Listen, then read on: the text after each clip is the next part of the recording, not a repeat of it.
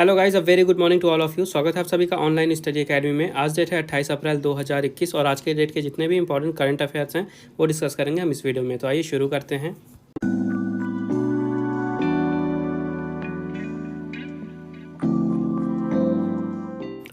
तो आज का पहला अपडेट है, world penguin day was observed on 25 अप्रैल। 25 अप्रैल को विश्व पेंगुइन दिवस मनाया गया। तो हर साल 25 अप्रैल को ये दिन मनाया जाता है। और ये दिन मनाया क्यों जाता है? तो ये जो पेंगुइन्स होती हैं, इनके इकोसिस्टम में क्लाइमेट चेंज के कारण और ज़्यादा फिशिंग के कारण इनके द्वारा क्या क्या चैलेंजेस फेस किए जाते हैं, इनको क्या क्या दिक्कतों का सामना करना पड़ता है, इन चीज़ों के बारे में जागरूकता फैलाने के लिए ये दिन मनाया जाता है। साथ ही 25 अप्रैल का ही डेट क्यों चुना गया है? तो इसी टाइम पे जो स्मॉलेस्ट पेंगुइन्स होती हैं, जो स्मॉलेस्ट स्पीसीज़ होती है पेंगुइन की, जिन्हें एडीले पेंगुइन्स कहा जाता है, इनका नॉर्दर्न माइग्रेशन शुरू होता है। ठीक है, हर साल इसी टाइम पे शुरू होता है, इसीलिए 25 अप्रैल ये चुना गया है। ठीक है, तो याद रखिएगा, एक साइंस का क्वेश्चन यहाँ से बन सकता है कि एंटार्क्टिक की जो पेंगुइन की सबसे छोटी और सबसे ज़्यादा पाई जाने वाली स्पीसीज़ हैं, इनका नाम क्या होता है? ये होती हैं एडीले पेंगुइन्स। नेक्स्ट अपडेट है, Haryana cabinet has approved Harihar policy. Haryana cabinet ने हरिहर नीति को मंजूरी दे दी है। तो अभी हाल ही में हरियाणा कैबिनेट ने हरिहर नीति को मंजूरी दी है। वहाँ पे हरिहर नीति लाई जाएगी हरियाणा में। हरिहर का मतलब क्या है? Homeless abandoned and surrendered children rehabilitation initiative Haryana. यह है हरिहर का फुल फॉर्म, ये आपको याद रखना है। तो ये नीति लाई गई है हरियाणा में जो अबेंडेंड या सरेंडर्ड चिल्ड्रन हैं उनके लिए। ठीक है, तो चाइल्ड केयर इंस्टीट्यूशन में जितने भी ऐसे अबेंडेंड या सरेंडर्ड चिल्ड्रंस थे जिनकी उम्र अब 18 साल से ऊपर हो चुकी है, तो उनको एम्प्लॉयमेंट प्रदान करने के लिए, उनको एजुकेशनल और फाइनेंशियल बेनिफिट देने के लिए सरकार की तरफ से ये नीति लाई जा रही है। इसमें सबसे इम्पॉर्टेंट आपको फुल फॉर्म याद रखना है। ठीक है, हरियाणा की बात कर लेते हैं। तो यहाँ की कैपिटल है चंडीगढ़। चीफ मिनिस्टर है मनोहर लाल खट्टर और गवर्नर हैं सत्यदेव नारायण आर्य। नेक्स्ट अपडेट है, IFSCA allowed the NBFC to start their operations in Gujarat GIFT City. IFSCA ने NBFC को गुजरात के गिफ्ट सिटी में अपना परिचालन शुरू करने की अनुमति दी है। तो IFSCA यानी कि international financial services centre authority ने हाल ही में NBFC यानी कि नॉन बैंकिंग फाइनेंस कंपनीज़ को अलाउ कर दिया है कि गुजरात में जो गिफ्ट सिटी है वहाँ पे वो अपने ऑपरेशन शुरू कर सकती हैं, अपने काम शुरू कर सकती हैं। तो चाहे वो लोकल NBFC हो या ग्लोबल NBFC हो, दोनों ही वहाँ पे अपने काम शुरू कर सकती हैं। और जो गुजरात की गिफ्ट सिटी है, इसका पूरा नाम है Gujarat international finance tech city. ये आपको याद रखना है। ठीक है, तो किस टाइप के ऑपरेशन वहाँ शुरू कर सकती हैं NBFC? जैसे कि वहाँ पे लोन प्रोवाइडिंग का काम शुरू कर सकती हैं, बैंकिंग का, इन्वेस्टमेंट का, ट्रेडिंग का, थर्ड पार्टी प्रोडक्ट सेल का, इस टाइप के ऑपरेशन वहाँ पे NBFC अब शुरू कर सकती हैं। ठीक है, तो जो IFSCA है, इसकी स्थापना हुई थी 2020 में। हेडक्वार्टर इसका गिफ्ट सिटी में ही है, गांधीनगर में है, जो कि चेयरमैन है यहाँ के इंजेटी श्रीनिवास, और ये है गुजरात में। तो गुजरात की बात कर लेते हैं। कैपिटल यहाँ की गांधीनगर। चीफ मिनिस्टर हैं विजय रूपानी और गवर्नर हैं आचार्य देवव्रत। नेक्स्ट अपडेट है, उत्तर प्रदेश हैज़ वॉन ई पंचायत पुरस्कार 2021। उत्तर प्रदेश ने ई पंचायत पुरस्कार 2021 जीता है। ठीक है, तो मिनिस्ट्री ऑफ पंचायती राज के द्वारा ये अवार्ड का शुरुआत किया गया था, ई पंचायत पुरस्कार। ठीक है, तो 2021 का जो अवार्ड है ये उत्तर प्रदेश को दिया गया है। सबसे ऊपर उत्तर प्रदेश रहा है। तो ये अवार्ड शुरू क्यों किया गया था? तो जो ग्राम पंचायत हैं वहाँ पे काम करने के लिए, वहाँ पे ICT के यूज़ को प्रमोट करने के लिए। ICT है इंफॉर्मेशन कम्युनिकेशन और टेक्नोलॉजी। तो ग्राम पंचायत लेवल पे इन तीनों चीज़ को प्रमोट करने के लिए इसे शुरू किया गया था। तो जितने भी स्टेट की तरफ से या सेंटर की तरफ से एप्लीकेशन लाई गई, उसको इम्प्लीमेंट करने में उत्तर प्रदेश सबसे आगे रहा है। इसीलिए कैटेगरी 1 के अंडर में उत्तर प्रदेश को फर्स्ट रैंकिंग दी गई है। ठीक है, दूसरे नंबर पे असम और छत्तीसगढ़ संयुक्त रूप से रहे हैं, और तीसरे नंबर पे रहा है तमिलनाडु। ठीक है, उत्तर प्रदेश के चीफ मिनिस्टर हैं योगी आदित्यनाथ, गवर्नर हैं आनंदीबेन पटेल, जो कि उत्तर प्रदेश के साथ ही साथ मध्य प्रदेश की भी गवर्नर हैं, और उत्तर प्रदेश की कैपिटल है लखनऊ। नेक्स्ट अपडेट है, Arun Raste appointed as new managing director and chief executive officer of NCDEX। Arun Raste ji को NCDEX के नए MD और CEO के रूप में नियुक्त किया गया है। तो ये हैं अरुण रस्ते जी, और हाल ही में जो सेबी है यानी securities and exchange board of India, इन्होंने अपना अप्रूवल दे दिया है इनके अपॉइंटमेंट के लिए, और ये अब ये NCDEX के नए MD और CEO होंगे। ठीक है, NCDEX क्या है? इसका फुल फॉर्म होता है national commodity and derivatives exchange limited. ठीक है, फुल फॉर्म याद रखिएगा। इनका यहाँ पे कार्यकाल होगा 5 सालों का। ठीक है, ये रिप्लेस करेंगे विजय कुमार को, ये भी याद रखिएगा। तो जो NCDEX है, इसकी स्थापना हुई थी 2003 में और हेडक्वार्टर है मुंबई में। नेक्स्ट अपडेट है RBI has capped tenure of private banks MD and CEO at 15 years.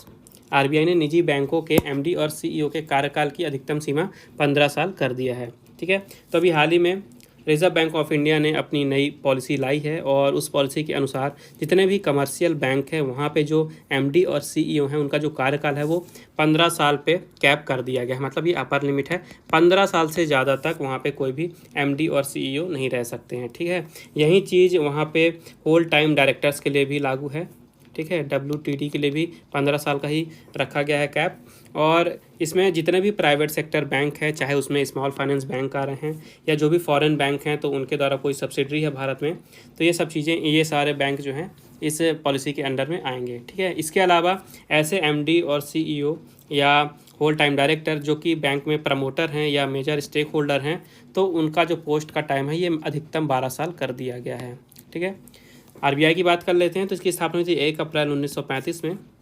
कहाँ पे हुई थी? कोलकाता में। ठीक है, गवर्नर हैं शक्तिकांत दास जी जो कि 25वें गवर्नर हैं और हेडक्वार्टर है मुंबई महाराष्ट्र में, और कोलकाता से हेडक्वार्टर मुंबई आया था 1937 में। नेक्स्ट अपडेट है गोल्डमैन शेयर्स downgraded India GDP growth forecast to 10.5% for physical year 22। Goldman शेयर्स ने वित्तीय वर्ष 22 के लिए भारत के जीडीपी विकास दर को घटाकर 10.5% कर दिया है।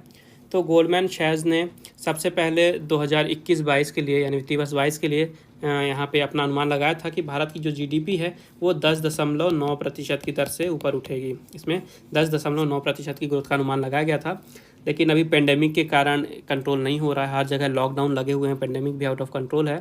तो इस कारण से उन्होंने जो उनका अनुमान था उसको वापस से रिवाइज़ किया है और उसमें थोड़ी गिरावट की है। तब उनके नए अनुमान के हिसाब से 10.5% की ग्रोथ का अनुमान लगाया गया है। ठीक है, भारत की जीडीपी अब 10.5% की दर से ऊपर उठेगी। नेक्स्ट अपडेट है Oxford Economics lowered India GDP growth rate to 10.2% for 2021। Oxford Economics ने 2021 के लिए भारत की जीडीपी विकास दर को घटाकर 10.2% किया है। तो एक ग्लोबल फोरकास्टिंग फर्म है ऑक्सफोर्ड इकोनॉमिक्स, आप सभी ने सुना होगा। तो इन्होंने पहले प्रेडिक्शन दिया था 2021 के लिए कि भारत की जीडीपी जो है वो 11.8% की दर से ऊपर उठेगी।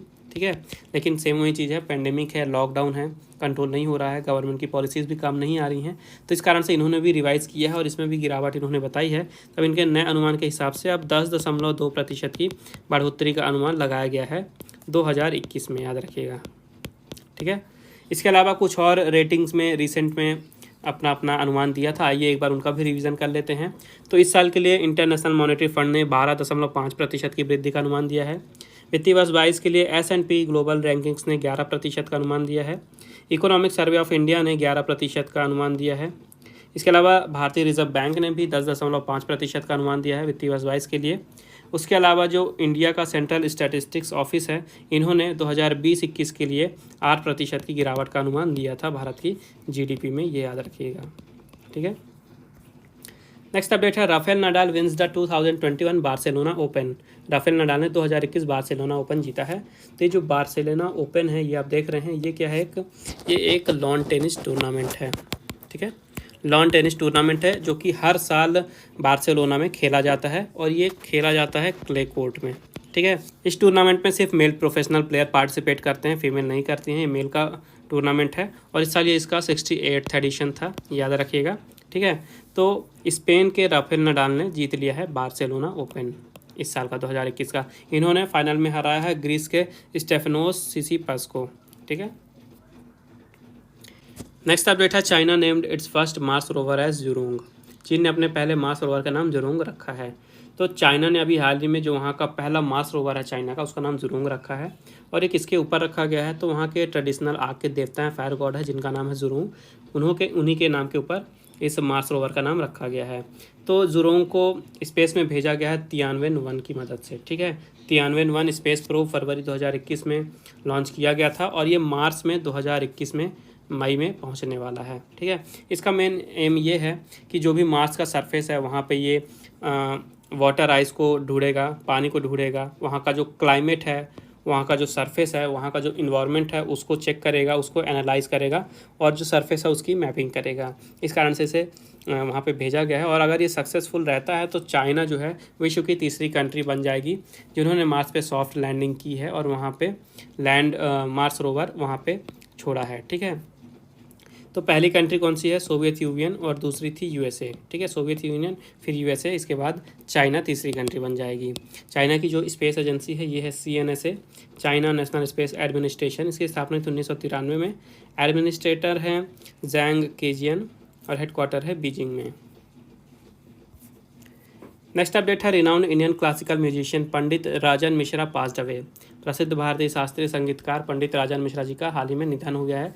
तो ये हैं भारत के प्रसिद्ध क्लासिकल म्यूजिशियन वोकलिस्ट पंडित राजन मिश्रा जी। हाल ही में इनका निधन हो गया है और इन्हें अवार्ड दिए गए थे कुछ। 2007 में इन्हें पद्म भूषण से सम्मानित किया गया था आर्ट के लिए। ठीक है, कला के क्षेत्र में पद्म भूषण दिया गया था।